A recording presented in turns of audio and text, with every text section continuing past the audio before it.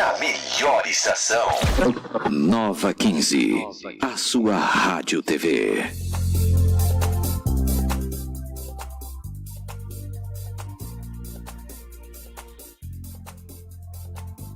A partir de agora, programa Trocando Ideias com Mariana Meneghini.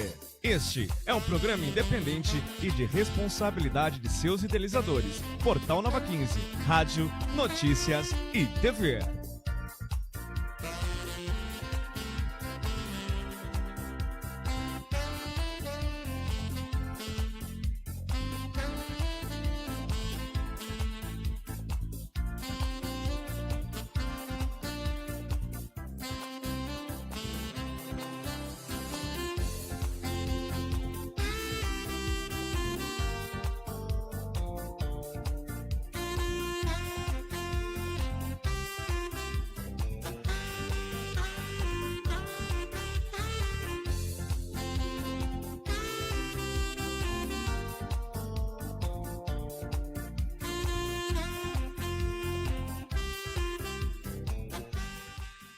Muito boa tarde! Hoje, deixa eu ver que dia que é hoje, que eu não tô com o computador desligado hoje, ó.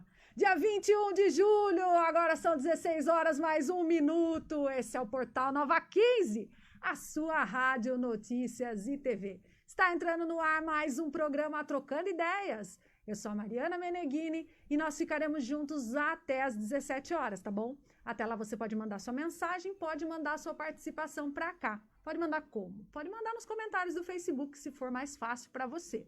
Agora, se você estiver nos ouvindo pelo nosso site, que é o www.portalnova15.com.br, você pode mandar a sua mensagem através do nosso WhatsApp, que é o 19999291015. É isso aí, pode mandar no WhatsApp também, que nós vamos ficar de olho e vamos ler seu comentário, tá bom? Hoje nós vamos receber uma pessoa importante aqui, porque o nosso programa é assim, a gente também traz pessoas inteligentes para bater papo com a gente, mesmo a gente achando que não vai conseguir acompanhar o raciocínio, mas vamos lá, né? Ele é articulista da Gazeta, colunista da Tribuna Piracicabana, é pastor lá na Igreja Alternativa, é autor do livro Geração Selfie. E até para Veja ele escreve, meu filho. Ele vai explicar isso para nós hoje. Seja bem-vindo ao programa Trocando Ideias, Rodolfo Kapler. Boa tarde, Mariana. Quero também dar boa tarde para os ouvintes que estão nos acompanhando agora. Prazer estar aqui com você, poder ter essa conversa descontraída nessa tarde maravilhosa. Ah, que bom que você veio, viu, Rodolfo? Sabe por quê? Porque eu falei, nossa, ele é chique, ele escreve até para Veja, gente. Eu tenho que levar ele no meu programa. Porque a gente gosta de conversar com pessoas inteligentes também, né? Não que a gente, né? A gente apanha para acompanhar o raciocínio aí, mas você vai devagar para nós entender, tá bom? Eu acho que isso é uma fake news da sua parte, né? É nada, gente, vai brincando com o Rodolfo. Rodolfo, eu vi que você é teólogo. Sim. E aí já começou com uma palavra difícil, porque o que faz um teólogo? Exatamente, uma boa pergunta essa, né? Ainda mais no Brasil, né? É difícil a gente ter acesso, né, conhecer teólogos, né? É mais comum, assim, na mídia, na grande mídia, a figura de filósofos, sociólogos, antropólogos, mas teólogos não é muito comum.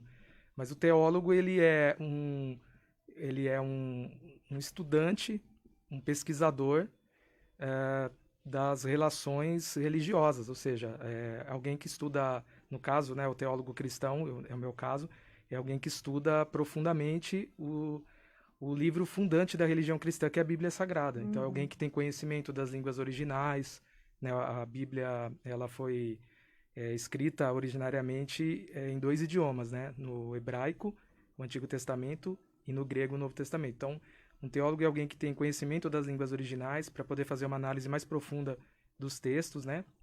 Porque o que nós temos aqui é traduções, né? Para o português e para outras línguas.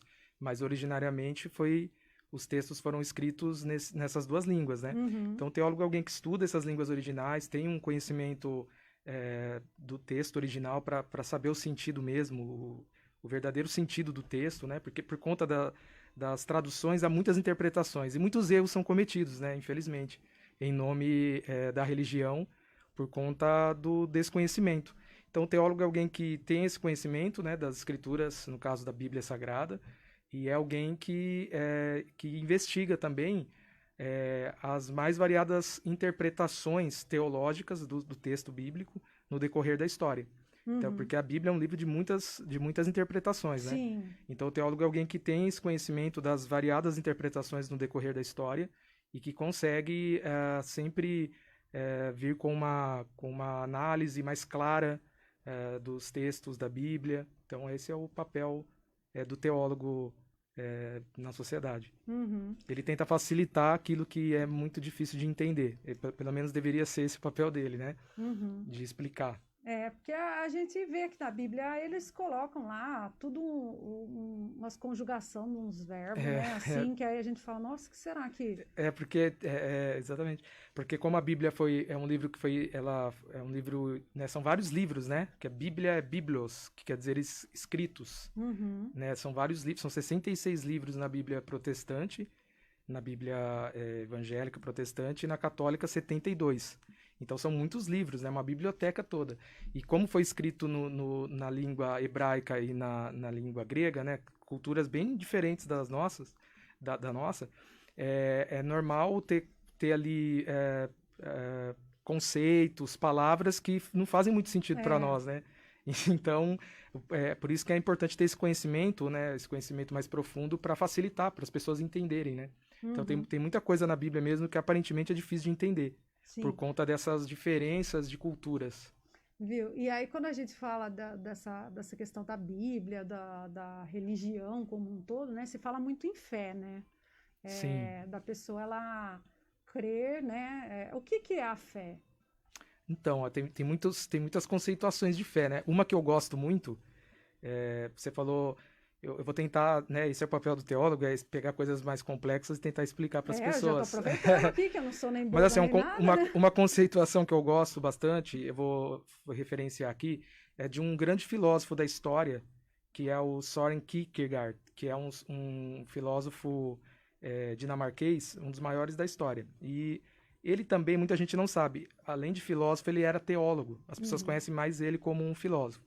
E ele escreveu um livro chamado Temor e Tremor, que na verdade é o principal livro da sua filosofia, que é estudado, né, em faculdades de filosofia no Brasil todo e no mundo todo.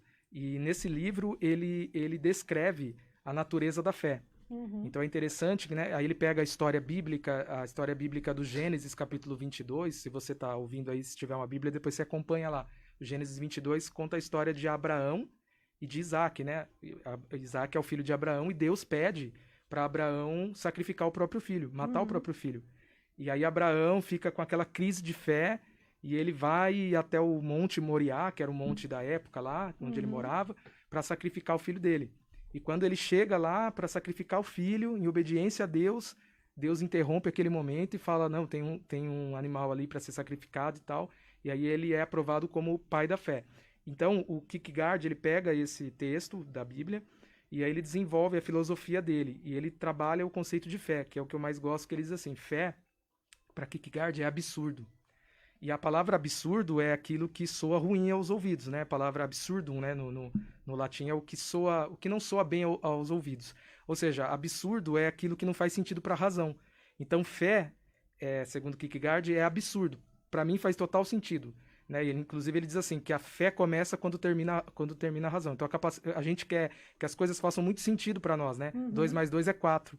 Porque a gente tem essa mentalidade grega que é tudo lógico. E quando as coisas não acontecem dentro da lógica que a gente conhece, a gente tende a achar que isso é loucura, né? Mas a Bíblia Sagrada, por exemplo, chama isso de fé. Porque fé é você acreditar em algo que não faz sentido. Por exemplo, o médico dá um diagnóstico de câncer. E o médico diz assim, olha, não tem mais jeito. E dentro da medicina, realmente não tem mais jeito. Estágio 4 do câncer. Mas fé é acreditar que, inclusive, essa situação pode ser transformada. Que aquele doente pode ser curado, por exemplo. Não é deixar de fazer o tratamento, mas é acreditar. E isso é fé. É absurdo. Não faz sentido. Como que você vai acreditar que alguém pode ser curado, sendo que a medicina diz que não tem jeito? A fé é isso. Né? A fé é essa crença que, muitas vezes, ela acaba agredindo a nossa lógica, a nossa capacidade, sabe, de entender as coisas. Então, agora você me falou um exemplo aí que me remeteu a uma experiência minha particular. Para você entender o que aconteceu comigo. Eu sempre, na minha adolescência, na minha fase mais jovem, eu comecei a me dedicar à igreja. Então, eu ia praticamente todos os dias na igreja. Igreja católica? Igreja católica. Então, eu ia de segunda a segunda na igreja. Então, um dia eu ia no grupo de vicentinos, no outro dia eu ia ensaiar para o coral, daí no outro dia eu tinha grupo de jovens, daí no outro dia... E aí, assim, a minha semana era preenchida 100% voltada aí, a serviço de Deus, digamos assim, né? E eu não costumava pedir muita coisa para Deus, não. Só agradecia, né? Como a gente é ensinado, não pede muito, só agradece o que tem, que tá bom, né? E meu pai ficou doente, exatamente nessa situação que você comenta aí, que é câncer terminal, estágio 4, fim de vida. Sério mesmo? Aí eu falei, bom, pensei que eu tinha um crédito com Deus, né? Pensei comigo, acho que eu tenho alguma coisinha a ver, vou pedir. Falei, que eu exercia minha fé, que meu pai fosse curado, que essa fé aí absurda, né? De acreditar no impossível mesmo, né? Sim. E aí não aconteceu bem como eu estava esperando, né? Esperava que meu pai se recuperasse, que ele ficasse bom e voltasse a uma vida normal. Isso não aconteceu, né? O que você acha que aconteceu aí? Minha fé não foi muito forte? Ou o que você acha que aconteceu aí? Não, eu acredito que aconteceu o que acontece com todas as pessoas, né? Infelizmente, as pessoas adoecem, elas morrem, todos nós, né? Sejamos pessoas de fé ou pessoas que não têm fé, todos vamos passar por momentos difíceis, né? O próprio Jesus disse que no mundo vocês terão aflições. Sim. Então, ele diz, tenham bom ânimo. Então, o próprio Jesus nunca escondeu essa informação de que, ou seja, a gente vai passar por momentos difíceis aqui no mundo.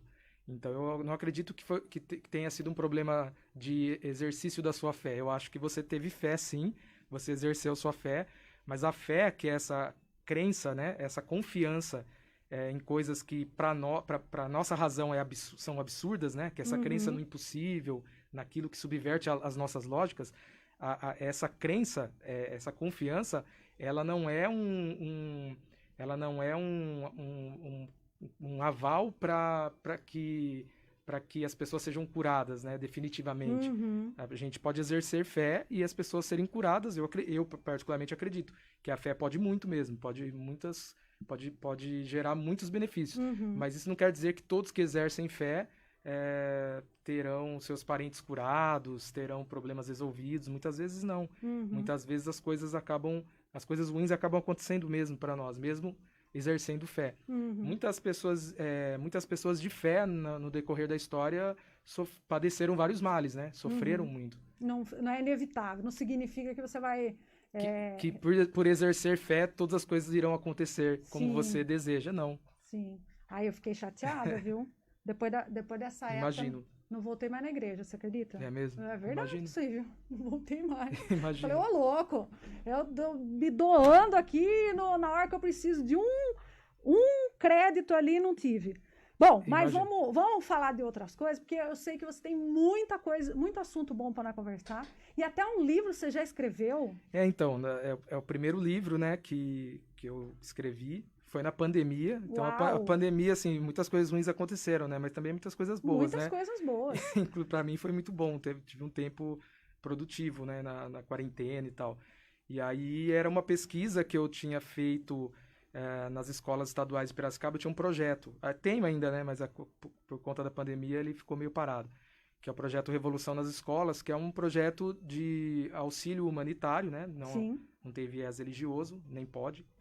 E que tem como objetivo ajudar os alunos das escolas estaduais da cidade de Piracicaba a terem uma perspectiva de futuro, porque esse foi um problema que eu constatei, né, nas pesquisas que eu fazia. Então eu entrava nas escolas, assistia aulas com a autorização dos diretores, tinha contato com os alunos, com os professores, analisava todo o sistema educacional das escolas. Sim. Fiz isso em 10 escolas e eu percebi isso, né? Essa falta de perspectiva de futuro.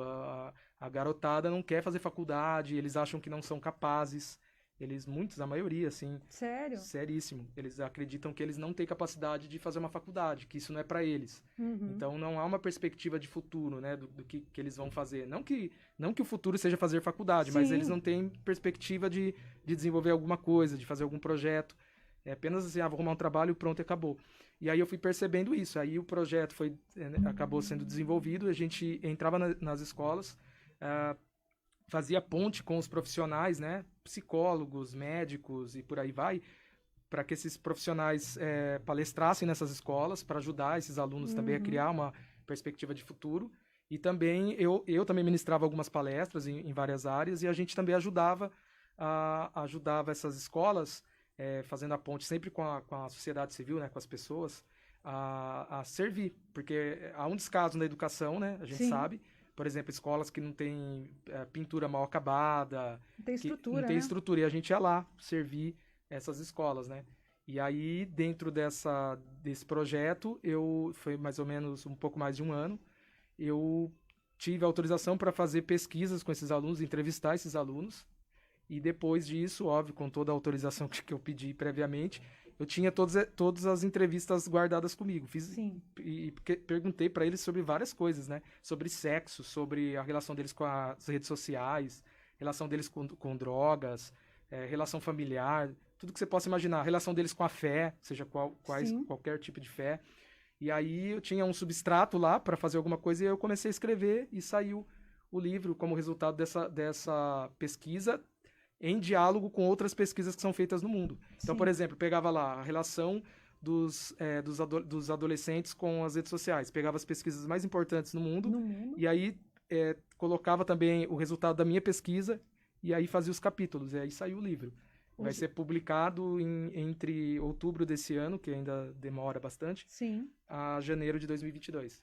Que é a geração selfie, é isso? É a geração selfie. Os principais comportamentos... a geração selfie, a mais nova geração de jovens e seus principais comportamentos na era digital.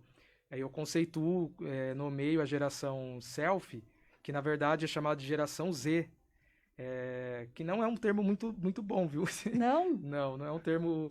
muito bom, porque... Explica pra nós por que não é porque bom. assim, a geração Z parte do princípio que ela vem depois da geração Y. No caso, eu sou geração Y. E eu sou qual, será? Você acho que é geração Y também. Y também? Ai, você sabe que eu perdi Eu ia perguntar a sua idade, mas é meio chato perguntar, Não, pode né? perguntar, todo mundo já sabe. Quantos anos você tem? 35. Então você é geração Y. Eu sou Y? É Y. Isso é bom ou ruim? Isso pode ser bom, pode ser ruim. Dizem que a geração Y, que é os nascidos entre 80 até ali, tem variações de interpretação, mas de 80 até 95, né? Dizem, 94, dizem que os nascidos de 80 até 94 é a geração Y. E dizem que é os millennials, né? E a geração do milênio. E essa geração, dizem que é a geração mais, assim, menos ligada ao trabalho, é uma geração muito egocêntrica. Então tem várias críticas que foram feitas, mas também tem lados positivos, né? É uma geração mais inclusiva, uma geração mais aberta ao pensamento contrário, é uma geração que é mais espiritualizada, não religiosa, mas espiritualizada, aberta às coisas espirituais, mas não muito ligada à religião institucional.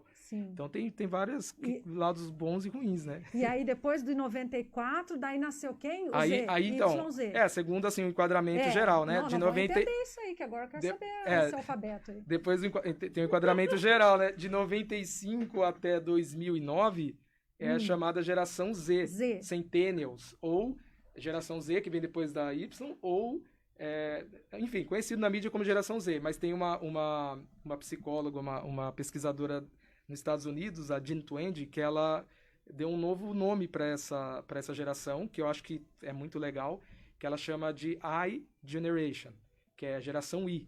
I de iPhone, de iPod, por aí vai, internet, porque ela conceitua porque faz mais sentido, é uma geração que está ligada mesmo às mídias digitais, então ela chama de geração I, né, que é a geração Z.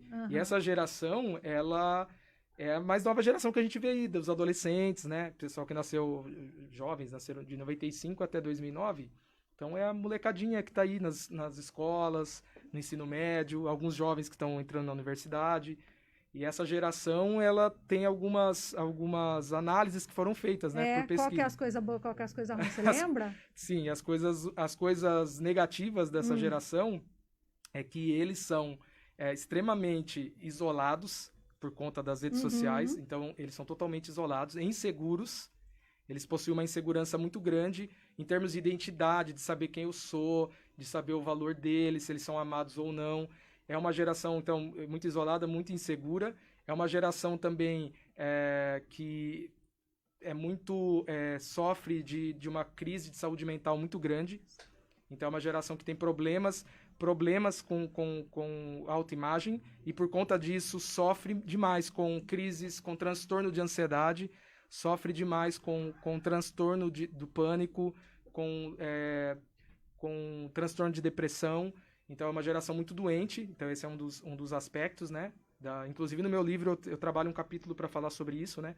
Que eles são depressivos, ansiosos e solitários. Então, esses são alguns aspectos, né, dessa geração.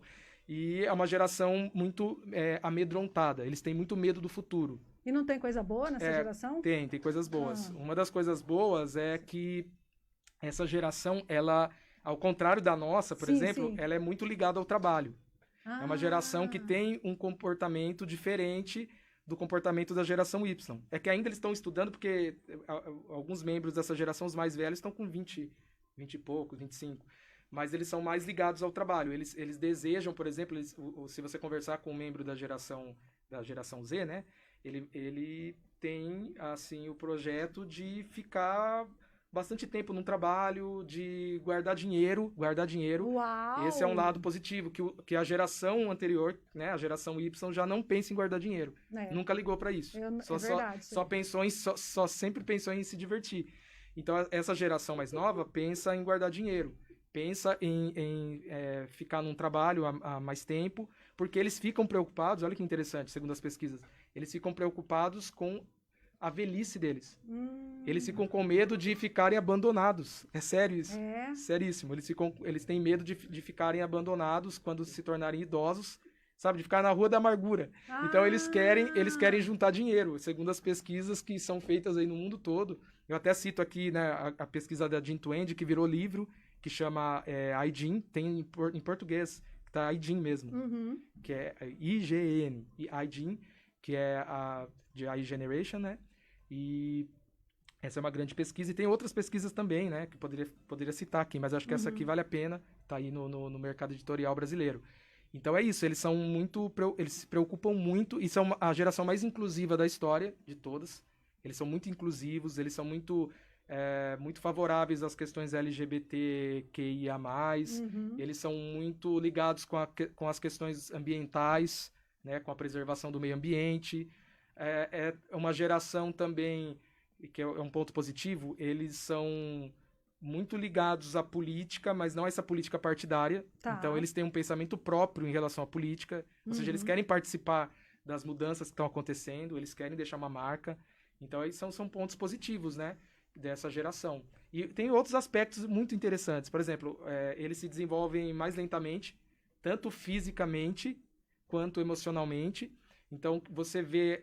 isso é verdade, você vê adolescentes, eu tive essa experiência de estar nas escolas, aí você vê garotos, assim, de 14, 15 anos que parece que tem 12, sabe? Então, isso eles se desenvolvem fisicamente mais lentamente e emocionalmente também. Então, são muito inteligentes, né? E só que, ao mesmo tempo, são emocionalmente muito, muito infantis. Em relação às outras gerações. Entendi. E, por exemplo, eles fazem menos sexo, sabia? Essa geração faz menos sexo do que os avós. Tá fraco assim? Mais do que os avós. Nossa, doutor. Ai, o pessoal tá se entregando aqui. Sério. Faz menos sexo. Por quê? Porque é uma geração que fica tão ligada, tá tão ligada... Ai, Marcão, tá tão ligada nas redes sociais, né? Então é muito... você sabe aquela história do cachorro que late muito e não morde? É tipo isso, o cara fica ali, manda nudes e na hora que chega no vamos ver, não faz, né? Mas é tipo isso mesmo. É a geração que faz menos sexo, as estatísticas provam. No meu livro eu tenho também, né? Eu coloco lá o percentual dos entrevistados, foram 300 jovens entrevistados, 300 adolescentes dessa geração, e realmente eles não fazem muito sexo. Eles participam muito essa coisa do nudes, né, de mandar nudes, é o chamado sexting. Não sei se você já ouviu falar. Tem um capítulo no meu livro sobre isso. Eu dedico um capítulo para falar do sexting. Sexting é a junção das palavras em inglês, o sex, de sexo, e texting, de texto, né? Então, sexting é mistura de sexo e mensagens de texto, que é o nudes, né? Que a molecada faz muito. Não só molecada, adultos também. A hora que sair esse livro aí... Mas a molecada faz muito. Então, talvez por isso... tem várias interpretações que eu coloco no livro. O livro é muito, muito prático, muito fácil de entender. Apesar de ter várias pesquisas, mas é bem fácil de entender mesmo. Conta histórias práticas. Mas tem várias explicações do porquê que isso acontece. Tem, por exemplo, olha, eu vou falar uma coisa complexa de forma bem simples. Tem um filósofo hoje que está em pauta, está em discussão no mundo acadêmico e na mídia também, na grande mídia, que é o Byung-Chul Han, que ele é um coreano, um sul-coreano que foi criado na Alemanha. E esse cara, ele tá além do mundo, sabe? Hoje ele faz uma leitura do que está acontecendo no mundo. E o Byung-Chul Han, ele diz assim, num dos seus livros, que o que acontece com a nova geração de jovens é que eles pegam a libido, que é esse desejo sexual, e a libido deles ela é redirigida para as redes sociais. Então, aquela coisa normal do jovem, do cara querer... Vou falar o português claro aqui, dele querer sair com uma menina, a menina querer sair com o rapaz, transar, aquela coisa de hormônio mesmo. Hoje, o que acontece? Essa libido é redirigida para as redes sociais. Então, por isso que eles fazem menos sexo. Porque eles estão ali, aí manda um nude, faz a prática do sexting, e aquilo vai extravasando. Então, eles fazem menos sexo. E também eles fazem menos sexo, essa é uma das interpretações, né, que eu coloco lá no livro, e também eles fazem menos sexo porque eles têm medo, olha só, da exposição midiática, de serem filmados, de alguém fazer um vídeo íntimo, olha só, tem medo disso. Eles bebem menos em relação às duas gerações anteriores, também por causa disso. Eles bebem menos, por medo de serem flagrados, filmados, dando PT e cair nas redes sociais e viralizar. Então é bem interessante, assim, as análises que são feitas, né? Caramba! E esses dias eu vi uma coisa, posso falar aqui? Claro que pode. Vocês viram lá o cringe, né? Eu sou um pouco, vocês viram, né? Sou cringe. Aí saiu todo mundo comentando aí nas redes sociais, falando... aquele copia e cola, né? Sim. Eu sou da geração que trabalhava. Normalmente pessoas da geração Y dizendo isso. Porque a geração Y é a geração menos comprometida com o trabalho. E aí eles falam assim, porque eu sempre trabalhei, sou da geração que trabalhava desde novo. Uma mentira, né? Porque as pessoas que compartilhavam aquilo, a maioria é da geração Y, que nunca gostou de pegar no batente. É segundo as pesquisas. Aí a pessoa colocava lá, né? E tal, e tal, e tal. E essa geraçãozinha aí, geração Z, que não quer trabalhar e não sei o quê. Aí mostra um grande desconhecimento, né? Porque a pessoa vai compartilhando aquilo, um grande desconhecimento, porque essa geração mais nova, ela é mais ligada ao trabalho. Né? Então vamos falar com os trabalhadores aqui da geração Z. Boa tarde, Marcos Alves! Boa tarde, Mariana. O que tá acontecendo? Você se identificou muito com o que o Rodolfo Tem falou? algumas coisas que não batem, mas no intervalo eu te falo que não bate. Tem algumas coisas que não batem. Aí, olha que eu só por cima aqui, só check, eu tava check. sentindo um olhar aqui, sabe? Mas tem coisa que bate mais aqui, ó. Desculpa, eu não posso entregar, mas gente. Olha, a geração Z tá atacada aqui nesse estúdio hoje. Vamos mandar um beijo pro pessoal. Mas você viu que nós somos mais trabalhadores, né? Eu percebi. Eu não desfruto dessa habilidade que vocês possuem. É por isso que você só vem segunda, quarta e sexta. Eu só trabalho 3 vezes na semana, só por isso. O restante vem todo dia, que a geração Z vem todo dia. O Y aqui só 3 vezes na semana. Solta um boa tarde aí pro pessoal. Alô, alô. Alô, alô! Olha aí, Vanderlei Galvão chegou, mandando boa tarde, Rodolfo, seja bem-vindo, abraço do Vander, da Vander Drone Piracicaba. O Vander eu acho que o Vander é da geração Y também. A idade? Quantos anos o Vander tem, hein? Vander, você tá assistindo, manda quantos anos você tem, Vander? O que vocês estão dando risada? Agora eu vou só chamar pessoas pelas gerações, aí vocês fazem as contas aí, tá bom? Chegamos aqui ó, com o José Roberto de Gaspari. O José Roberto de Gaspari falando boa tarde, Mariana, e boa tarde, Rodolfo. Olha, o José Roberto de Gaspari falou assim, para mim a fé é acreditar sem ver, ter convicção de acreditar antes da realização do que acreditarmos, né? E também saber que o seu tempo e o tempo da realização não são os mesmos do relógio. Legal. Disse também que a fé é algo com comprovação científica da sua eficácia, né? No tratamento de pessoas em tratamento, melhorando, aí a resposta do tratamento. No caso do meu pai não deu muito certo não, viu? O Luca Rodrigues chegou, grande Luca, chegou falando assim, ó, um abraço pra Mariana, um abraço pro Rodolfo, falou que tá esperando você lá no dia 4 no AobaCast. Vai lá, ó, assiste ele lá no canal de Piracicaba, Luca Rodrigues vai estar falando com o Rodolfo. O Roberto De Gasperi também falou assim, ó, mas essa reação não é uma consequência de falta de investimento de políticas de educação, onde o descaso com a melhoria do ensino causa a sensação de descaso que reflete no sentimento de fracasso, que se tatua nos jovens de baixíssima renda e deixam de acreditar no seu possível potencial. Ele falou que a geração dele é a geração pré-histórica. Possivelmente ele deve ser da geração X, Ah, é que tem a X, que né? vem antes da gente, que vem antes da geração Y. E antes da X veio... É os baby boomer. Baby Boomer? Baby boomers. É. E depois tem a anterior ainda. Que é qual? É Baby Buster. Meu Deus, minha mãe é Nossa, uma Baby Buster? Essa deve ser. Socorro! Mas eu acho que nem tem mais gente viva nessa Não? geração. Ah, então minha mãe é da Baby... É Baby Boomer. da Baby Pós-guerra. O Boomer. pessoal que nasceu no pós-guerra. O Luca Rodrigues tá falando assim, Marcão cascando o bico, Marcão. Desculpa. A doutora chegou! Aê, doutora! Nem respondeu no WhatsApp, doutor. Tô esperando sua resposta. Aí. Olha aí, doutora Regiane Bonfiglio chegou mandando boa tarde, queridos. Resumindo, se você paga boleto e toma café, é geração Y. Concluiu aí, né? Mas, não... Ô, Marcão, Diga, minha você é de querida. que geração mesmo? Que eu perdi a conta aqui? Eu sou na Z, né?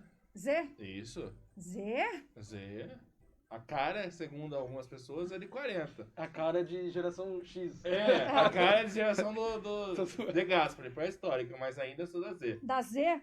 E aí a gente falou da geração Z, que foi até 2009, não é isso? Sim. E depois quem nasceu em 2010 pra cá é o quê, hein? Então, ainda não tem nada clarificado ainda sobre essa nova geração, mas no Brasil há alguns estudos iniciais e eles chamam de geração, dizem que vão chamar de geração alfa. Alfa. Mas não tem nada assim, sabe? É uma geração que está começando a ser estudada, porque são a maioria criança, né? Uhum. Então não tem nenhum estudo feito definindo ainda sobre essa geração que vem agora. Que tá Vindo, mas no Brasil chama-se de geração alfa. Alfa. Até o Eu momento. achei que ia voltar pro A mesmo, porque já acabou o abecedário, né? Aí volta... Volta pro A daí, né? a gente pode também definir uma letra aí e começar a falar. Lembrando também que esses estudos geracionais, né? Esses estudos geracionais, ele vem do marketing. Historicamente falando, nasce dentro da propaganda, dentro do marketing. Ah, é? É como uma forma de mapear os desejos dos jovens para vender para eles, né? Então tem esse lado também, por isso que muda muito, né, as interpretações. Por exemplo, eu falei assim, no entendimento geral, no mundo, os nascidos de 95 e diante são geração Z. Mas no Brasil, por exemplo, tem alguns estudiosos que entendem que no Brasil é diferente. No Brasil é a partir do ano de 1999 que começa essa geração. Tem essas diferenciações aí. Agora me confundi. São as variadas interpretações. Mas eu fico com a interpretação geral no mundo, que é essa daí, que coloca os marcos do ano de 95 até 2009 para a geração Z, por exemplo. Que é mais fácil, né, da gente entender isso. E você sabe que o Rodolfo também escreve. Ele escreve pra Tribuna, ele escreve pra Gazeta, escreve pra Veja, filho. Pois é, você viu? Ele escreve pra Veja. Como assim você escreve pra Veja? Tinha que vir no Trocando Ideias, porque o Trocando Ideias é só garbo e elegância, né? Só alto nível. Um cara que escreve pra Veja tinha que vir aqui, né? Você não concorda? Todo programa que já recebeu Marcos Alves e Reinaldo Diniz tem que... Tem que, bem lembrado. Ó, eu li lá que você é escritor e pesquisador do Laboratório de Política, Comportamento e Mídia da Fundação São Paulo. Sim. Lá você estuda política? O que você estuda lá? No Labo, então, eu faço parte de um núcleo de pesquisas, né? O Labo ele tem o diretor, que é o Luiz Felipe Pondé, que é um filósofo conhecido aí. Já escutei falar assim, viu? Tá na mídia. O Pondé é o diretor acho que eu sei quem é. O Pondé é o diretor do Labo, né? Eu adoro escutar. Ele é muito bom. E a ideia dele foi criar grupos de pesquisa, um laboratório de pesquisa que tirasse o conhecimento da academia, né, do mundo acadêmico, onde os caras falam a linguagem que só eles entendem, né? Aí eles escrevem para 3, 4 lerem, o povão não lê. E a ideia do Pondé foi tirar isso e tirar o conhecimento e levar ele pro povo mesmo, levar ele para a arena pública, pro dia a dia das pessoas, pro cotidiano, entendeu? Então eu acho muito interessante. E eu pesquiso, na verdade, o grupo do qual eu faço parte pesquisa consumo, a relação entre consumo, sociedade e tendências. Então, eu estou mais ligado nas pesquisas que estão relacionadas a hábitos das pessoas, da população, o que as pessoas consomem, o que elas gastam, por que elas gastam. O que o povo está gastando com quem? Porque faz tempo que eu não gasto, viu? Então, eu tô meio por fora do que o povo está gastando. Na pandemia, assim, em linhas gerais, o povo tem gastado muito com comida, né? Sim, isso aí isso é o básico de sempre. Mas, assim, além de entender o que as pessoas compram, é entender o porquê que elas compram, Mas entendeu? você acha Essa é a razão do grupo do qual eu participo. É entender o porquê, quais são as motivações que fazem as pessoas comprarem e por que elas compram, tentar entender essas relações. Você acha que as pessoas compram para suprir vazios emocionais? Exatamente, é aí que entra as pesquisas lá que eu estou desenvolvendo, né? Tem muitas razões, mas principalmente tem um apelo da mídia, da grande mídia, né? Que é o mundo do marketing, a gente vive no mundo do marketing, Sim. né? O marketing faz parte do nosso dia a dia. Por exemplo, as redes sociais, elas são redes de marketing. Você faz marketing de si mesmo. Eu faço marketing de mim mesmo nas minhas redes sociais. Você deve fazer de você e todo mundo aí que tem, né? Então, as redes sociais, elas são plataformas de marketing pessoal.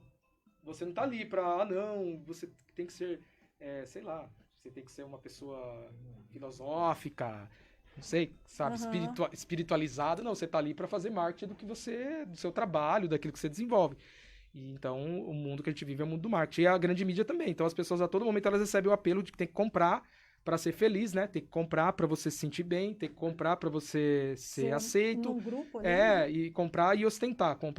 Então, as pessoas são motivadas a comprar bastante por conta dessa cultura que circunda elas e também por outras razões, como as que você citou aí. A que você citou, né? Por um vazio existencial. E aí a gente acha que comprando... angariando coisas, a gente vai suprir esse vazio existencial que a gente tem, né? Todo ser humano passa por sentimentos de vazio existencial. Não há um que não tenha isso. E aí a gente tenta, através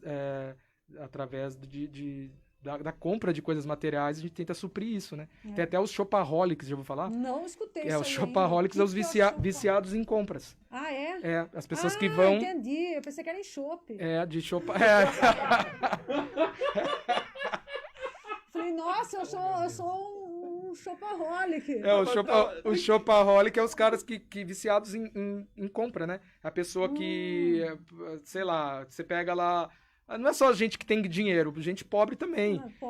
Só que se lasca no cartão de crédito. A pessoa tá se sentindo triste e deprimida. Daí ela vai pro shopping e sai com um monte de sacola e ela se sente bem ali nos primeiros minutos, até nos 2 primeiros dias. Depois vem a depressão, a tristeza, porque ela se ferrou, gastou mais do que devia, comprou coisas que não precisava ter comprado. Então tem essa coisa também do vazio, né? E aí eu entro até numa perspectiva teológica, se você me permite, né? Que é a minha área.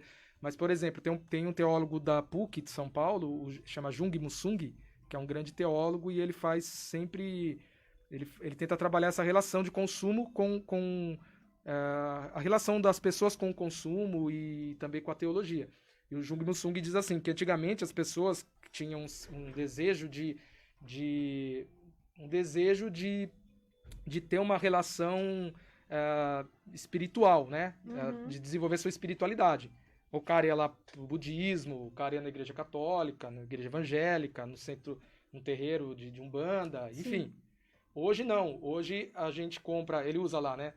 Assim, as pessoas... A gente não, né? A pessoa compra lá um carrão, lá sei lá, uma Range Rover, um exemplo. Eu sei. E aí elas ficam adorando a Range Rover. Então, entendeu? Todo o desejo de espiritualidade que antes ia para as coisas religiosas e tal, transcendentais, vai para um objeto material.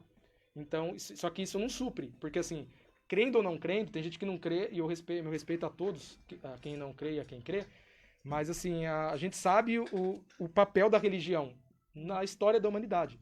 O papel da religião nas sociedades. A religião tem muitas coisas ruins, a deturpação dela é ruim, né? Mas a religião, ela é um fator constitutivo das pessoas.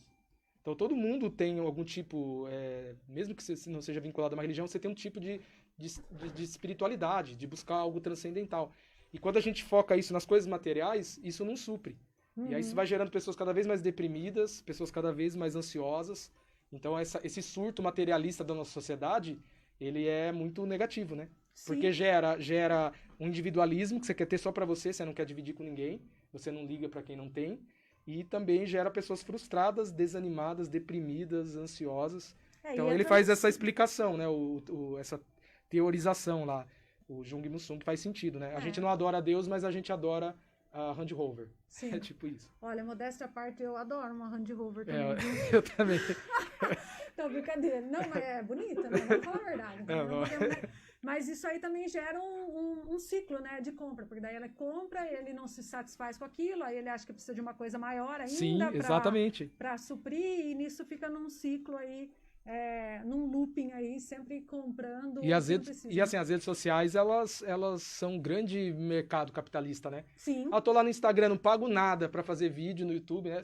O cara cai nessa loucura, né? Eu não pago nada pra estar no Instagram, eu divulgo as minhas coisas. Não, você tá pagando, as suas informações estão lá. Primeiro que as suas informações estão rolando lá, né? Sim. E o Instagram, ele utiliza as suas informações, vende para as grandes empresas, né? Então ele tá ganhando muito dinheiro em cima de você, das suas informações, de coisas privadas. E também as empresas aproveitam esse ambiente por exemplo, eu tô usando o Instagram, mas as redes sociais em geral. Aproveita esse ambiente de exposição, de marketing de si mesmo para vender, né? Porque, olha só, vou falar algo bem prático. Sim. Uma moça que gosta de tirar uma menina que gosta de tirar fotos. Então ela posta lá no Instagram dela pros seguidores. Então o que ela vai fazer? Ela não quer repetir a roupa. Ela vai comprar novos looks para postar, entendeu? E aí vem o consumo. Ou a pessoa, às vezes, acontece muito isso. A pessoa ir para lugares caros, ela vai comer em lugares caros para poder postar isso. Para poder, sabe, expor isso. Para dizer que ela tá E num isso lugar vai, chique. e isso vai gerando um consumismo compulsivo, né? Você nunca para de consumir, porque você precisa consumir para viver. Você precisa consumir para ter notoriedade. Você precisa consumir para ser aceito. Viu, Rodolfo? Vou fazer uma pesquisa aqui no estúdio entre meus colegas que estão aqui na bancada. Reinaldo Diniz, influenciador digital, jornalista, diretor de conteúdo, o nosso querido amigo que tá aqui. Na hora que você falou assim, ó, que não posta foto 2 vezes com a mesma roupa, ele se identificou aqui, hein? Boa tarde, Reinaldo. Boa tarde, Mariana. Boa tarde. O que você se movimentou aí na hora que falou essa questão da roupa aí, hein? Não, exatamente. Eu me preocupo muito quando eu vou fazer as postagens nas minhas redes sociais, até para não repetir a roupa, ou caso for repetir, para que não seja fotos, as fotos sejam muito próximas. Ah, entendi, para não parecer. Também. Exatamente. Eu busco, até contar um segredo, uau. que eu busco usar roupas neutras, cores neutras, brancas, pretas, cinzas, para depois, na edição, dar uma mudada de cor. Dá para dar uma trocada na cor, né? Mudar a cor, exatamente. Olha só. Mas você sabe que hoje eu vim aqui, eu coloquei essa roupa, falei, nossa, a roupa tá manjada já na Nova 15, hein? Mas eu posso te contar aquele segredinho lá? Que segredo, misericórdia. Segredo não se conta no ar. Não, mas eu vou contar o seu segredo, Mariana. Nossa senhora, eu tô ferrada. Uma vez eu fui fazer uma foto da Mariana. Que roupa que eu tava? Branca. Essa aqui, ó. Era assim. E só que eu precisava de uma outra foto. O que eu fiz? Essa blusa que ela está usando simplesmente virou verde. Ele deixou essa blusa verde. Exatamente. Eu precisava do Reinaldo na minha vida, porque... Mas você vê... Eu não tenho esse problema com foto, viu? Mas você vê como eu posto pouca foto, porque pra achar uma boa é difícil. Aí quando demora 2 anos pra postar outra. Você tá manifestando aí os dados das pesquisas, hein? Um problema com a autoimagem. Porque Deixa ele falar, vamos ver o que é. Eu não consigo ser estiloso igual o Renato. 50 fotos, 50 é bonita. Pra achar um lado bonito do rosto demora 2 horas. E aí, o que você acha disso, Rodolfo? Você acha que as pessoas estão buscando, assim, como você disse, né? marketing, né? Você acha que a pessoa... Sim, total. As redes sociais são, como eu disse, plataformas de marketing pessoal. Não tem como, né? E eu não tô fazendo uma crítica a isso, né? Eu não tô fazendo juízo de valor. Mas eu tô dizendo o que é. Elas são plataformas de marketing pessoal. Você vendeu jabá, A todo né? momento. Deixar tá em dia, né? Porque a gente usa aquilo pra... Aquilo não é nossa vida, né? Tem gente que cai no engano de achar que é a aquilo vida. é a vida das pessoas, e não é. Sim. Por exemplo, quem me segue nas minhas redes sociais, a minha vida não é o que eu posto. A minha vida, aquilo ali é o quê? Não dá nem 5% do meu dia, Sim. 3% da minha semana. Mas as pessoas acreditam, às vezes, que aquilo é a vida dos artistas, aquilo é a vida São das as pessoas. coisas E não boas, é, né? e não é. Não é a nossa vida. Ali a gente posta o que a gente quer postar, a gente seleciona uma foto, a gente seleciona um conteúdo. Porque quer que a pessoa saiba, né? Sim, Quer que a pessoa exatamente, veja, né? exatamente. Alguns fazem isso conscientemente, né? Sim. E alguns fazem conscientemente porque falam, olha, eu vou fazer isso porque eu quero, sei lá, eu quero vender um produto, então eu preciso passar essa imagem. Outros fazem isso inconscientemente, mas até inconscientemente estão fazendo marketing de si mesmos. Sim, viu? Mas você já pensou também, se todo mundo fosse postar tudo que dá errado nas redes sociais? Também, exatamente. Ninguém ser- aguenta. Não, vamos falar a verdade. Você imagina... Porque eu acho que o pessoal foi para essa linha de postar só as coisas mais legais, porque que não acontece muito, né? Porque se for Sim. postar só as coisas ruins, você Exatamente. imagina, já acordo cedo e falo, bom dia, gente, acabou o café aqui em casa. E agora? O que eu vou tomar? Já posta lá o pote Você imagina vazio. isso aí? Posta o pote vazio. Aí já... Pisei no cocô do cachorro, né? aí Que coloca, terrível. olha meu sapato como tá. É. Não dá, você vai ver. Então, Olha, abriu o braço, tá rasgado a camisa aqui, Ai, pra indo trabalhar, né? ó. Você não vai fazer isso. ó o furo. Ao furo. Ó o furo. Aí não dá. Aí eu acho que como as coisas legal Sim. acontece menos, o pessoal Sim. resolveu postar as coisas legais. É, Você não acha? Às É. vezes é isso. dizem, né, que dizem que o Instagram é esse tipo de rede, né? Que é mais ligado a questões de sucesso, né? Ele não aceita muito você postar coisas de derrota. Ah, eu nem Já o curto. Facebook é pura ladeira abaixo, né? É importante, o Facebook tem um alcance maior, mas o Facebook é a Muro rede das a rede da baixaria, né? Muro Você das quer arrumar treta, é só você postar alguma coisa assim Polêmica. polêmica que você arruma num ato. É como engajar suas redes sociais. Poste frases polêmicas no Facebook. Exatamente. Você posta lá, você vai arrumar briga com todo mundo, né? Mas é isso. Você falou isso aí mesmo. Se eu vejo uma foto muito feia no Instagram, eu nem curto também. Falo, não vale nem Não, e assim, like. é a plataforma de marketing mesmo. Por exemplo, eu posto coisas que eu faço, que eu posto coisas que estão Seu relacionadas. trabalho, né? Exatamente. E você não vai falar mal do seu trabalho, né? Você vai falar bem. É. Você vai falar bem de si mesmo. Você quer ter público para ler você, para comprar seu Claro. livro. No caso, você quer ter pessoas que vão ouvir o seu programa. Eu quero mesmo Então é gente isso. para vir anunciar aqui, viu, Rodolfo? Se o povo quiser vir anunciar, pode vir anunciar aqui no Trocando Ideias, que a gente tá precisando mesmo de anunciantes. Vamos mandar um beijo pro pessoal que tá nas redes sociais, que o povo tá chorando de rir aqui. Vamos lá. Alô, alô, Alô, alô! Olha aí, Allen César Miranda chegou, mandando a todos boa tarde, a todos do Portal Nova 15. Reinaldo Diniz também tá aqui com a gente, mandando boa tarde. Lita Ferreira mandando boa tarde, Mariana, boa tarde, Rodolfo. Olha lá, o Luca Rodrigues está rindo demais, falando assim que o auge é a hora que eu falei do Shopaholic. Do shopping. Shopaholic. Viciado em chopp. Viciado em Tem chopp. muitos no Brasil, né? Tem. Segundo o Papa Francisco, aqui é muita bebida e pouco coração, né? Aí o Shopaholic... Ai, misericórdia. Ó, José Roberto de Gaspar tá falando assim, ó, pode ser que o vazio existencial não seja suprido com coisas materiais, mas é melhor ter vazio existencial com coisas legais, que é mais gostoso. O que é preencher o vazio existencial com coisas legais? Tipo, praticar atividade física, é isso que você quis dizer, José Roberto? Ó, José Roberto de Gaspar falou assim, ó, que o ser humano é um ser midiático, mesmo que ele negue. Você concorda com isso? Concordo, 100%. E a doutora Regiane Bonfiglio falou assim, ó, no campo religioso, há uma indústria de consumo também ou não? Muito. Jesus é uma grande, como diz o Luiz Filipão, né? Jesus é uma grande commodity, né? Ou seja, Jesus se tornou um produto que vende muito. Você quer vender alguma coisa? Bote o nome Jesus, que você vai vender muito. É? Com E você certeza. acha que isso aconteceu com Eu o Guaraná acredito. Jesus? Oi? Com o Guaraná Jesus? Eu acredito, sim. Sim, eu acredito. É? Sim, Foi? eu acredito. Ah lá, tá vendo? Vocês estão dando risada, Eu mas acredito que seja. tava certo, Eu acredito que seja, sim. Porque pensa comigo, o Brasil é um país cristão, no sentido de que 90 e poucos por cento, eu até perdi aqui, acho que é 90 e quase 98% da população se diz cristã, ou de vertente católica, que é maior, ou vertente evangélica. Então você pensa comigo, um país de 210 milhões de pessoas, em que mais de 90% são cristãos, ainda que nominais, né? Ainda que não frequentem mesmo. Uhum. Tem lá um valor cristão.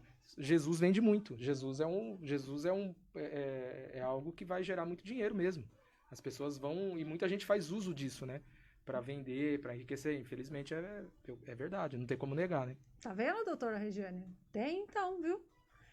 Tem. Ai, Rodolfo. Sempre tem, infelizmente. Rodolfo, nosso tempo tá acabando, você acredita? E eu não fiz nem metade Passou das rápido. perguntas que eu ia perguntar pra ele. Fale rapidinho pra nós, como que a gente faz pra acompanhar onde você escreve? Que dia que sai na Gazeta?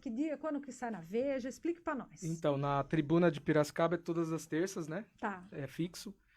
Na Gazeta depende de quando eu mando. Então, Uhum. vai sair sexta-feira agora no jornal, mas normalmente é de quarta, quinta ou sexta, depende de quando... Mais quando- pro final de semana. não tem um dia fixo, assim. Mas Uhum. né, nessa semana sai na sexta-feira. E na Veja, lá no blog do jornalista Matheus Leitão, né? Eu colaboro lá com ele todo domingo. Toda semana, Todo domingo você É. tá na Veja? todo domingo tá saindo um texto lá. Nó, é Piracicabano. Piracicabano Você é lá. piracicabano mesmo, nascido aqui? Sou piracicabano. É, que Sim. legal. Nascido aqui. Viu? E o Morei em pessoal- São Paulo um tempo. Morou? Morei, mas Desistiu? tempo curto, 4 anos. Gostou de E morar lá? Gostei. Você sabe que eu Mas tenho não troco por aqui, viu? Não, Não, Piracicaba é muito bom. você sabe que eu tenho um desejo de morar em São Paulo. É. Ainda acho que eu vou ter que realizar. Olha, sim. mas vou te falar, hein? Se você tiver grana pra morar eu lá, tenho. pode ser legal. Mas se você não tem grana, Nossa, não é muito legal, não. dinheiro. Eu morei no não lugar falta. bom, não porque eu tenho grana, né? Não porque eu tenho grana, mas eu morei no lugar bom porque foi na época de estudante. Então, eu morava num bairro bom por conta da República de Estudantes, que é um bairro tradicional, Perdizes ali, na parte nobre. Mora Ali. bem.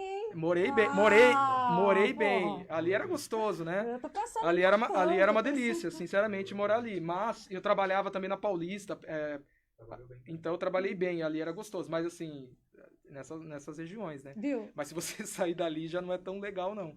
E eu, particularmente, morei em São Paulo, gostei de São Paulo pra caramba, e morar em São Paulo me fez amar mais ainda Piracicaba. Sério? Sim, porque aqui é maravilhoso. Viu? E quanto um aluguel em Perdizes lá? Nossa, na época, faz É. tempo que eu saí Faz de quanto lá. né? tempo? Só pra nós sonhar. Olha, aqui. em 2011, 2012, uma kitnet era R$1.500. Ô, louco! Tudo isso? Isso em 2011, deve estar muito mais caro, sério. Nossa senhora. Uma kitnet? Sério. Aí eu morei numa república, eu pagava bem barato, porque era, Aham. era da instituição. Mas era isso aí. Caro, né? Muito E pra caro. comer também muito, é caro, né? Muito caro. É caro. A vida lá é muito cara. Na região da É Paulista, né? caríssimo. Mas também o povo lá ganha bem, né? Perdizes. Ganha mais do que aqui, mas é caro. O custo de vida lá é caríssimo. É caro, É muito né? caro, é caro. As Ah. coisas lá, um café, você vai lá numa Padaria. cafeteria, por exemplo, em Perdizes lá, sem brincadeira, um café, um café assim, um cappuccino com pão de queijo, R$50. Ah, você tá brincando. Tô falando sério. Ô, Eu nem louco. entrava num lugar desse porque não tinha condições de gastar R$50 Imagina num... o preço da garrafinha de água. Viu? Só que o legal de São Paulo é isso, né? Você tá numa região ali que tudo é caro mesmo, só que ao mesmo tempo você desce um pouco mais, vai pro metrô ali da Barra Funda, tem aqueles dogão, que é você não acha que R$3,50, entendeu? Você quer comer, tem essas disparidades, né? Mas é caro o custo de vida lá em São Paulo. Olha só. É. Como que tá as suas redes sociais pro pessoal que não acompanha muito, não pegou aí as datas de que dia que vai sair na tribuna, que dia que vai sair Ó, só procurar Rodolfo Kapler, né? Então no Facebook é Rodolfo Kapler, Instagram é @Rodolfo Kapler, Twitter também, tô usando pouco, tô voltando agora. Mas é só Instagram, tô lá mais no Instagram, né? no Facebook. Insta. É. Viu, Rodolfo? Você desculpa as palhaçadas lá, aqui, né? Porque hoje a geração Z Eu gosto disso. despencou da risada aqui, não sei o que aconteceu. Desculpa, viu? Olha, eu não sabia como que era o programa, né? Você não assim, sabia, senão eu não tinha vindo, eu né? vim até mais assim, né? Formal, né? Tá Falei, certo, né? não. Se eu soubesse, eu vinha de chinelo, de boné, né? Se eu soubesse. Ó, Eu achei, né? Eu falei, não sei, na primeira tem que chegar bem legal, né? Mas... né, a pessoa que conta, né? Exatamente. eu Ô, falei, mas- Rodolfo, esse é o padrão de elegância que eu exijo pro meu programa. É, então você veio à exatamente, altura, viu? eu quis chegar, né? Eu quis Então, atribuir, tá- né? Que eu Então, imaginei. então tá dentro, tá dentro. Eu agradeço muito a sua presença aqui hoje. Se quiser fazer alguma consideração aí. Eu agradeço também aí o convite e fiquei muito feliz de estar aqui com você. Foi muito gostoso, muito prazeroso a conversa, né? E conhecer aqui o rapaziada aqui da rádio. E também eu acho que foi válido, né, para as pessoas que ouviram, né? Com certeza, com certeza. Mas é uma brincadeira só esse estúdio, pelo amor de Deus, viu? Geração Z tá impossível aqui. Desculpa, vou passar lá na RH. Você sabe que quando tem muita bagunça aqui, o diretor de conteúdo não deixa a gente ir embora. Ele sai na porta ali e fala assim, faz favor um pouquinho. Aí, ó, sabe o que acontece, né? A bagunça rola solta. Então, quero agradecer a sua presença aqui hoje. É sempre bom trazer pessoas para bater papo, para falar. Mas tá vendo esse negócio? Eu só posso falar que é ao vivo, né? Acho que aqui é Pode tudo. falar. Posso falar?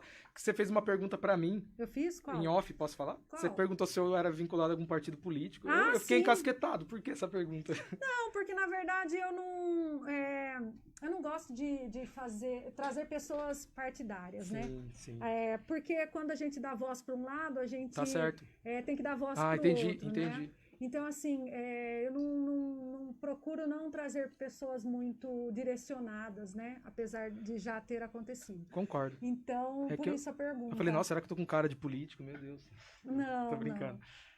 Mandar um beijo especial para o Regiane Bonfilho, que falando São Paulo é paixão. Edivaldo Sabino mandando boa tarde, pode marcar uma entrevista, sou do time de Jardim São Paulo. A Regiane falando que o Rodolfo tem que voltar para o Portal Nova 15. E o Luca falou, pode colar de chinelo e boné no Aoba, viu, Rodolfão? O nosso tempo acabou, tenho que encerrar o programa. Um super beijo para você e até mais. Fui!